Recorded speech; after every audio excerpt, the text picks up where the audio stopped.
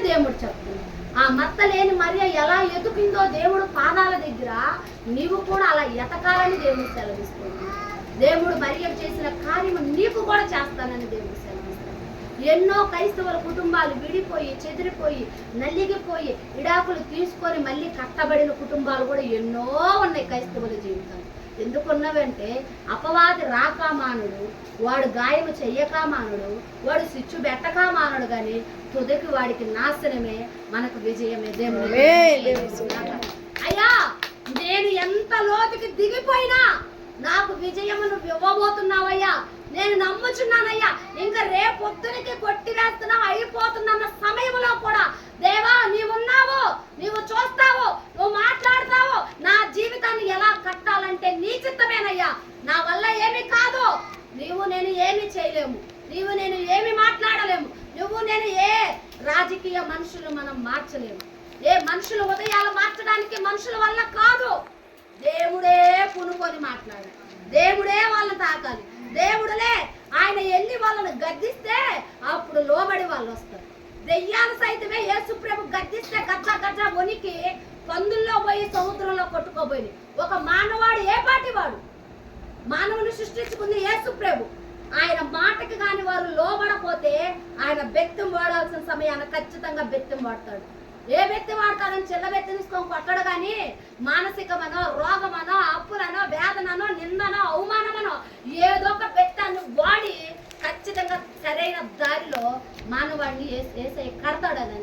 నువ్వు ఎప్పుడైతే వాక్యానికి లోబడతావో, ఎక్కువైతే యేసు ప్రభుకు లోబడతావో, ఎప్పుడైతే నీ భారాన్ని దేవుడి మీద వేస్తావో అప్పుడు దేవుడు నీ పనిలోకి వచ్చి తన యజమానిగా ఉండి పూనుకొని చక్కబరుస్తాడు. ఒక ఇంటిని కట్టేటప్పుడు దానికి ప్లాన్ ఇచ్చిన యజమాని కొంత చెప్పేస్తాడు, కట్టేవాడు ఒక రకంగా కడతాడు. వాడి పాటికి వెళ్ళి వాడు ఉంటే ఈ కట్టేవాడు కట్టితే ఆ ఇల్లు ఏమన్నా చక్కబరచబడిద్దా, ఆ ఇల్లు ఏమన్నా పూర్తి చేయబడిద్దా, ఆ ఇల్లు ఏమన్నా స్టాండర్డ్గా ఉంటుందా? ప్లాన్ ఇచ్చిన వాడు నిలబడి కడితేనే అది నువ్వు స్లాబ్ వేసి ఇంట్లో జరగడానికి నీకు సరిపోయింది. వాడు ఏదో పునాదులో వేసిపోయాడులే, ఈ ప్లాన్తో సహా ఈ బేల్దారే మొత్తం కట్టాలంటే అయ్యిద్దా? అవదు. యేసుప్రభు కూడా అంటున్నాడు కదా, నువ్వు ప్రార్థన అనే పునాది వెయ్యి, నేను వచ్చి దాంట్లో కూర్చొని నీ కుటుంబాన్ని నేను కడతానని దేవుడు చెప్తాను, నేను నిలబెడతానని దేవుడు చెప్తాను, నేను జతపరుస్తానని దేవుడు చెప్తాను, నాకు అసాధ్యం అంటూ ఏమీ లేదని దేవుడు చెప్తాను. ఒక లోక సంబంధమైన మనం ఉన్నన్నాళ్ళు ఉండే ఇంటికే ఇంత స్టాండేజ్, ఇంత ఇంజనీరింగ్ ప్లాన్లు, ఇంత మంచి సిమెంట్, ఇంత మంచి కంకర, ఇంత మంచి సువ్వ వేస్తుంటే మన జీవితాల్లో వాక్యం అనే సువ్వను కట్టుకోవాలి, వాక్యం అనే నీరుని వేసుకోవాలి, ప్రార్థన అనే ఖడ్గాన్ని పెట్టుకోవాలి, కన్నీళ్ళనే అనుభవంతో దేవుడు పాదాలు పట్టుకొని నువ్వు మొరపెట్టాలని దేవుడు సెలవిస్తాడు. ఒక ఇంటికి ఇన్ని కావాల్సి వస్తుంటే ఒక మానవాడి జీవితానికి వాక్యంలో ఉన్న ప్రతి ఒక్కటి మనకి కావాలని దేవుడు సెలవిస్తుంది. ఈరోజు చెదిరిపోవటంలో మనం ఏమి చేయలేం, చెదరగొట్టుకోవడానికి ఒక్క సెకండ్ చాలు మనకి, కానీ దాన్ని నిలబెట్టుకోవటానికి సంవత్సరాల తర్వాత కన్నీళ్లు విడుస్తూ ప్రార్థన చేయాలి, కన్నీళ్లు కారుస్తూ ప్రయాసపడాలి.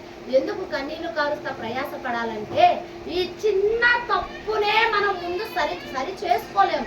అపవాది ఖచ్చితంగా దాడి చేసింది, సరి చేసుకునే మనలో లేదు, కానీ అపవాది వచ్చిన తర్వాత తెలుసుకొని మనం దేవుడి మీద ఆధారపడితే ఖచ్చితంగా దేవుడు దిగి దాంట్లో కార్యం చేస్తాడు.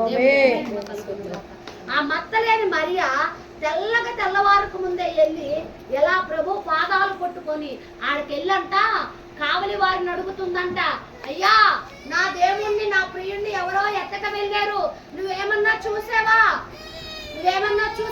ఈ రోజు నువ్వు అడగాలి, యేసయ్యా నా ఈ కుటుంబం ఇలా అయిపోతుందయ్యా, నువ్వు చూడయ్యా, నువ్వు చూడకుండా ఉన్నావేమో, నువ్వు చూడయ్యా, నువ్వు నాతో రాయ్యా అనేది నువ్వు కూడా యేసయ్యనట్టు పిలవాలి. ఆయన చూడగానే ఆ కావలి వారు ఎవరో కాదు, యేసు ప్రభువే. ఆ తోటలో కావలి గారు నిలబడింది ఎవరు? యేసు ప్రభువే. ఆయన వస్త్రాలంట హిమము కంటే తెల్లగా ఉంది అంట, మిలా మెరిసిపోతుంటే వీళ్ళంతా ఆయన చూసి భయపడ్డారంట. భయపడ్డప్పుడు దేవుడు అన్నాడు, మీరు ఎదుగుతున్న యేసు నేనే, భయపడగాకండి. కొన్ని సమస్యలు మనల్ని భయపెడుతుంది, కొన్ని బాధలు మనల్ని భయపడుతుంది, కొన్ని